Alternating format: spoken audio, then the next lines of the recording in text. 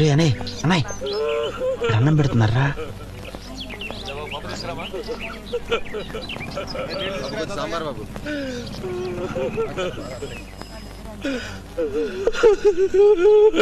ధైర్యంగా ఉండండి. మీ బాధ ఎవరూ తీర్చలేనిది. ఇలాంటి సమయాల్లోనే మనసు రాయి చేసుకోవాలి. ఎక్కడున్నా మీ ఆవిడ గారి ఆత్మకు శాంతి కలగాలని కోరుకోవటం తప్ప ఎవరు మాత్రం ఏమి చేయగలం? భోజనం చేశావా? చేసామండి.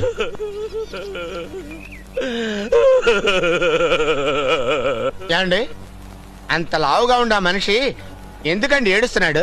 పాపం ఆయన భార్య పోయింది. ఇవాళ దినం మనిషి కుంగిపోతున్నాడు. ఏదో నలుగురు ఓదారిస్తే కొంచెం తేలిక పడతాడు కదా. అవునులేండి. ఒరే ఐడియారా? ఏంట్రా? ఏం లేదురా, బాధలో ఉన్న వాళ్ళని ఓదారిస్తే తేలిక పడతారంట కదా.